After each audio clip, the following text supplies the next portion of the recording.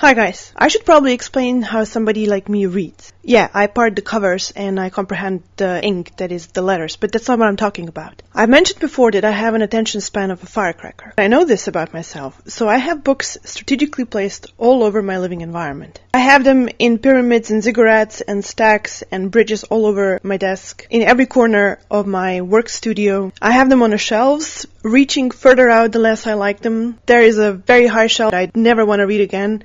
They're just there for show. I have books in the kitchen if it's my turn to cook. In the car, everybody in the local library knows me. Everybody knows me in the local bookstore. I always have a couple of them in my backpack. If we set up a date for a coffee with my friends, I usually go half an hour early. Most of the time I have 4 that I read simultaneously. One's usually a high novel, the other one's for fun, one's educational, and often there's either like a comic book or a poetry that I drag around. For this reason, I like books with no plot. It sounds weird, but hear me out. Books can't just be about the story. It's not how it works for me. I hate bad books. I read the first line and the last line and I can instantly decide if the book is worth my while. It has to be written really well.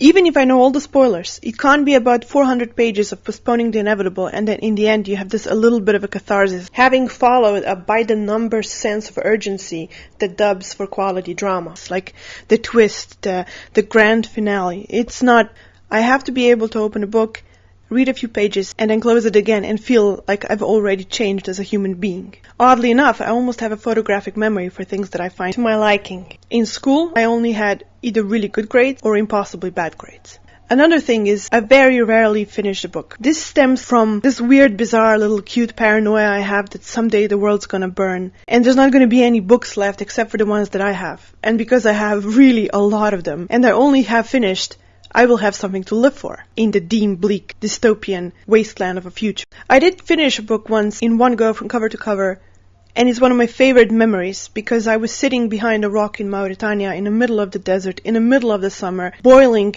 out of my brain, waiting for somebody to pick me up, but nobody was going to come until nightfall. And I got my hands on A Clan of the Cave Bear. Now, as cute as that book may be, it is about a Cro-Magnon lady in a company of Neanderthals just as the Ice Age has retracted. I think it's taking place in Ukraine. And the author takes great lengths to describe every foliage, every leaf, every plant, every little creek and stream. And oh gosh, it was so pleasant.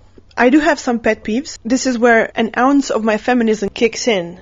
For example, I hate it when a girl is pretty and that's all you need to know about her. This undid the deal for me when I was reading The Reader on a 6.27, one of my favorite books, in which the author takes great lengths to describe how the guy is really nothing special, he's socially awkward, he's a loser, he's got that terrible job that he hates.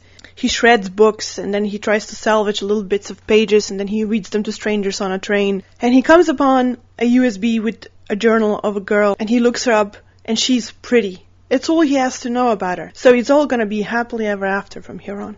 It's the same in The Time Traveler's Wife. She's super pretty. She's a Botticelli angel. If she wasn't pretty, it would be a terrible, terrible scene. It would be like a crazy lady with pimples and bad hair and coming up to a teenager like, oh hey, we're gonna marry. He would slowly back away and then start running. I understand this is necessary in books like Tolkien. Women are almost ethereal. They reproduce once in 100 years if they do at all. And nobody ever gets horny. But in the real world, come on. A guy is just some guy, but a girl has to be a model. Another pet peeve I have is something, in my language we call it the heating up the old stew over and over again. Something like Harry Potter. I've grown up with Harry Potter. It was interesting 15 years ago.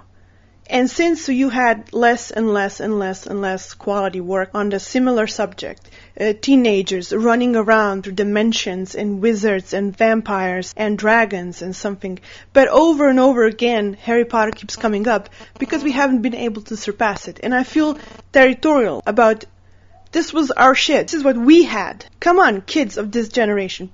Get your own stuff. Where are all the writers? There are more writers now than ever before in the world. But we are continuously recycling and recycling stuff that's been done. Get your own Lord of the Rings. Get your own The Once and Future King. Get your own Hitchhiker's Guide Through the Galaxy. You just can't approach it by underestimating the intelligence of the kids who want to read this shit. If anything, these books show you can do it with an IQ. You don't have to do it like you were a robot putting in an algorithm to get to the part about Planetarily polite. I have a list of the countries on this planet, and next to that I have a book from each country that I either have read or was recommended to me. I want to read through the entirety of the planet's offer. You see, the thing is, I come from a tremendously tiny country, but our literature is so good. Contemporary literature. I'm not talking about the classics. I'm never talking about the classics. They are a no-shit Sherlock situation. Have you read anything written in the last 5 years? There are more people writing books, really good books, than ever. More books are being printed now than ever.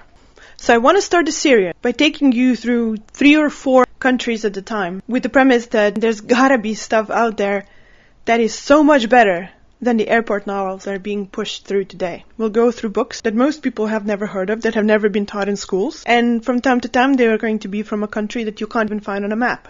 You will be amazed how many there are out there. The world through the eyes of a bookworm is a spectacular place.